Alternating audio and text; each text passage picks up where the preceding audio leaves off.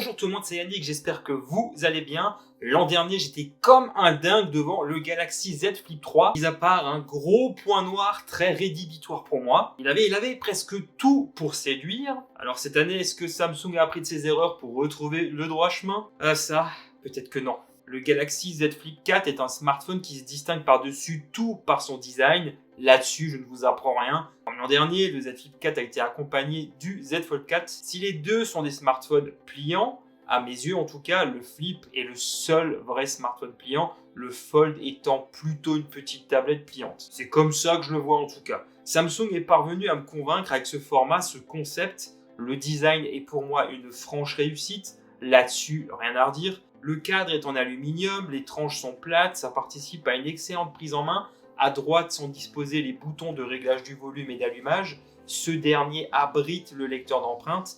À l'usage, c'est moins pratique que sur d'autres smartphones. Le placement est un peu trop haut, je trouve. À gauche, l'emplacement nano SIM, on peut en mettre qu'une seule. Mais ce smartphone prend aussi en charge les eSIM, bien sûr. On ne peut pas étendre le stockage via micro SD. En bas, on va apercevoir micro, USB-C et une grille de haut-parleurs. J'ai pris le coloris bleu. Au dos, c'est très réussi visuellement. Le bloc photo est logé dans un cadre en verre. Le logo Samsung est caché dans la charnière. Pour le voir apparaître, il suffit de plier le smartphone. Ce Flip 4 pèse 187 grammes, épais de 6,9 mm déplié et 16 mm quand il est plié. C'est super cool car il se glisse très facilement dans la poche. L'appareil profite d'une résistance à l'eau IPX8. L'écran AMOLED de 6,7 pouces est de très bonne qualité, j'ai envie de dire c'est presque une habitude chez Samsung. Par contre, il y aura peut-être des aspects de cette dalle qui ne plairont pas à tout le monde. Avant d'en parler, l'écran affiche 2640 par 1080 pixels. Il propose un taux de rafraîchissement adaptatif qui va aller jusqu'à 120 Hz. Contraste et angle de vision naturellement excellent. Comme toujours, Samsung propose des réglages colorimétriques.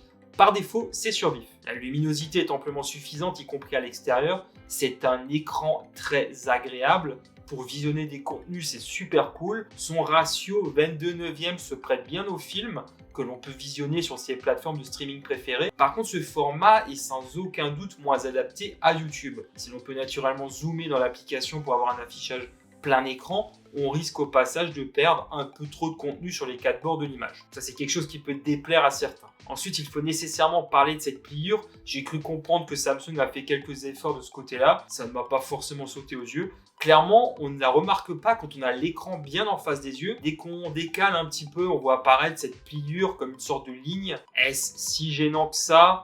Probablement pas. Par contre, quand on a souvent le smartphone en poche et que c'est pas totalement clean, il y a des petites saletés, je sais pas si là on va le voir à l'écran, qui vont se loger au niveau de la pliure et rester fixées. Donc il faut souvent essuyer l'écran pour les enlever. J'avais pas forcément remarqué ça avec le Z Flip 3, parce que je sais pas si on peut le voir, mais quand il est plié, il y a un petit écart quand même qui est assez important à ce niveau-là.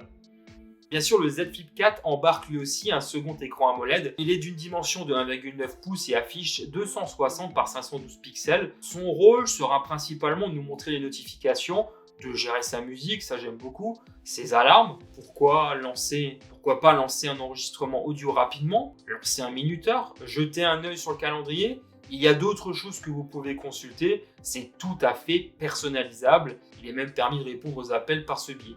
Le petit écran se montre redoutable dans un autre exercice, la photo. On a un bel aperçu de cette manière comme l'an dernier. Il suffit de faire un geste pour prendre une photo à distance. Le format pliant a ses avantages, même pas besoin d'un trépied. J'adore toujours autant m'en servir pour ça. Dites-moi en commentaire ce que vous préférez faire avec le mini-écran AMOLED. Je ne vais pas forcément beaucoup m'attarder sur l'interface maison One UI 4.1 disponible sur cet appareil basé sur Android 12. J'avais déjà réalisé une vidéo complète à ce sujet. Comme vous pouvez vous en douter, Samsung propose des fonctionnalités exclusives à ce type d'appareil, justement pour tirer pleinement parti de ce design si particulier. L'interface est toujours fluide en toutes circonstances et parfaitement utilisable d'une seule main, notamment aidé par son format plus allongé qui tient parfaitement dans la main, mais pas uniquement. One UI a été pensé pour et la formule fonctionne toujours. On a toujours cette grande personnalisation de l'interface, héritée entre autres d'Android 12. On a surtout, et c'est ce qui distingue cet appareil, le mode flex qui fait toujours son petit effet. Quand on plie légèrement le smartphone, il y a des éléments d'interface qui vont s'ajuster à l'écran. La pliure devient en quelque sorte une sorte de délimitation dans l'appareil photo par exemple. l'image des fonctionnalités que l'on voit se déplacer vers le bas au moment de plier le smartphone. On peut très bien l'inverser ici, ça fonctionne aussi sur d'autres applications comme YouTube, même si je trouve ça léger. Si bien entendu toutes les applications disponibles ne le prennent pas en charge nativement, Samsung propose quand même une option sympa pour forcer le mode flex dans toutes les applications. On sélectionne simplement celles que l'on désire dans une liste, alors le changement apporté ne sera pas de la même nature.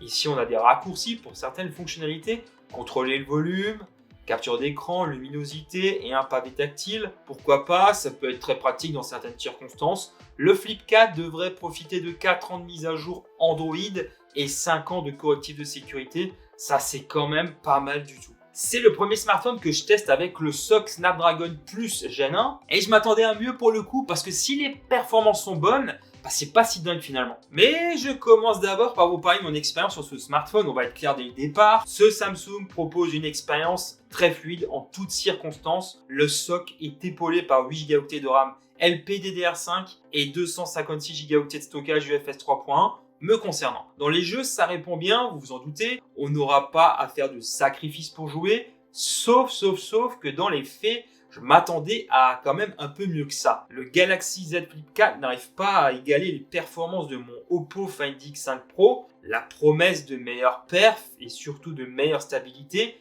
n'est pas tenue. Sans doute la faute au système de dissipation thermique de ce Flip 4. Je pense que Samsung a été forcé de composer avec son design si particulier. Dans les benchmarks, on arrive à un peu plus de 800 000 points en tout. Ça reste correct, mais pas exceptionnel. Et dans le test de stabilité de 3D Mark, on chute à 55%. Pour rappel, ce test passe en boucle son benchmark de référence une vingtaine de fois. Ça chauffe aussi sur la partie supérieure du smartphone, mais ce n'est pas forcément le pire élève en la matière. J'ai l'impression que Samsung bride un peu. J'espère pouvoir tester un autre smartphone avec ce même SoC, histoire de voir de quoi il en retourne exactement. Après, bien sûr, je ne veux pas tout dramatiser non plus, comme je le disais avant. On reste quand même là sur un appareil qui offre de très bonnes performances. Mais par rapport au Flip 3 de l'année dernière, on va pas forcément trop s'en rendre compte non plus. Dites-moi, vous, dans les commentaires, ce que vous en pensez et ce que vous vous attendiez à mieux. On retrouve sur ce Flip 4 la même configuration photo que ce qu'on avait l'année dernière avec le Flip 3. Deux capteurs de 12 mégapixels chacun, grand angle et ultra grand angle, et 10 mégapixels à l'avant pour le capteur frontal. J'ai toujours apprécié ce que proposait Samsung sur ses smartphones, pas uniquement dans le haut de gamme d'ailleurs, on va avoir un résultat très correct dans toutes les conditions. C'est un appareil polyvalent. J'aurais aimé que Samsung propose cette fois un zoom optique, surtout au vu du tarif de ce joujou.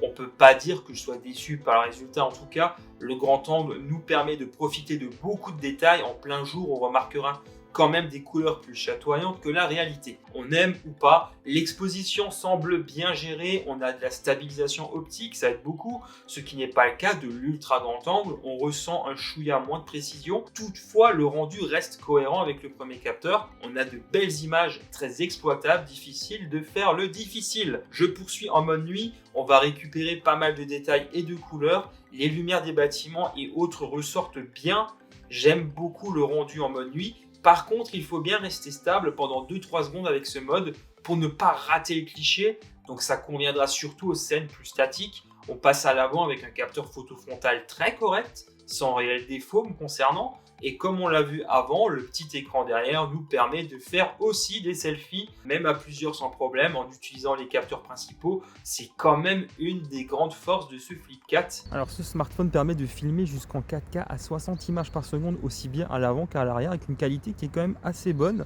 À l'avant, j'ai l'impression que ça ne souffre pas trop de problèmes de stabilité.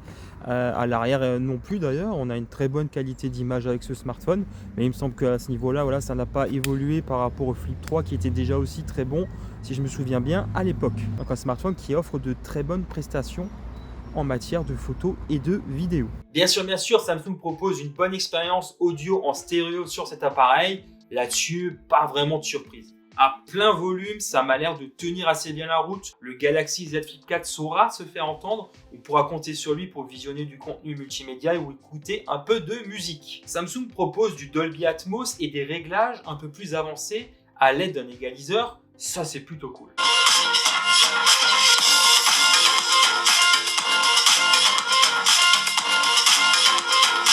L'autonomie est meilleure sur ce Galaxy Z Flip 4. Non, allez, peut-être que je m'emballe un peu, on va dire que c'est moins pire.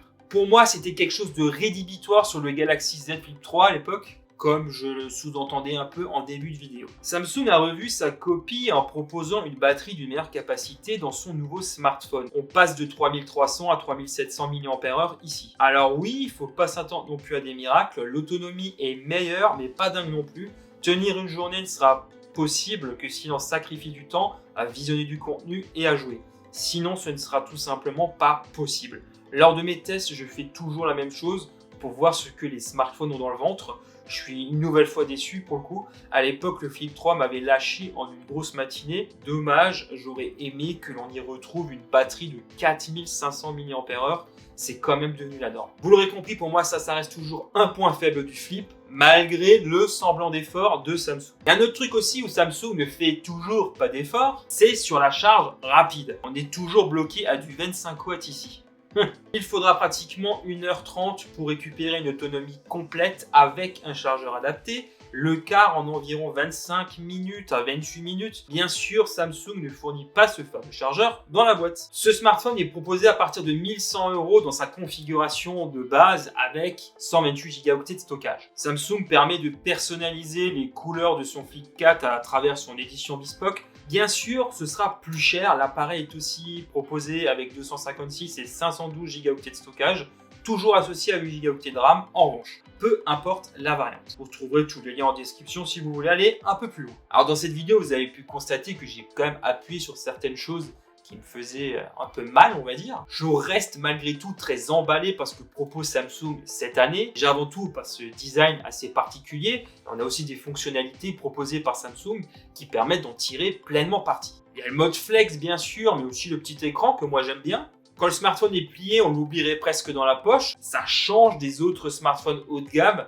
souvent plus grands, plus lourds. Après, par rapport au Galaxy Z Flip 3, on a certes une meilleure autonomie, mais pour moi, Samsung aurait pu faire bien mieux. Ça ne change pas fondamentalement la donne non plus, comme je vous l'ai expliqué avant. C'est moins pire, là-dessus, il n'y a pas de débat, mais au prix demandé, Samsung aurait pu faire bien mieux. Surtout que la lenteur de la charge rapide ne rattrape pas cette tare. Ça m'en dingue, après je pense qu'ils en vendent suffisamment pour ne pas se mettre la pression plus que ça en fait. Le Galaxy Z Flip 3 est de son côté proposé désormais à quasiment la moitié du prix de lancement de ce Z Flip 4. L'évolution n'étant pas dingue côté perf et autonomie, et surtout que côté photo c'est exactement la même chose, ne vaut-il mieux pas se rabattre sur lui hein? Je dis ça, je dis rien. En tout cas si on veut absolument un smartphone pliant. Mais dites-moi vous ce que vous en pensez en commentaire, peut-être que vous ne serez pas d'accord avec ça. Voilà, ainsi s'achève cette vidéo. Comme d'habitude, si elle vous a plu, un immense merci de me soutenir en lâchant un gros pouce en l'air et en vous abonnant si ce n'est pas encore fait. C'est extrêmement important pour moi et l'évolution de la chaîne. Merci infiniment. Je vous retrouve très vite pour de nouvelles vidéos. D'ici là, prenez soin de vous, portez-vous bien. Allez, ciao tout le monde.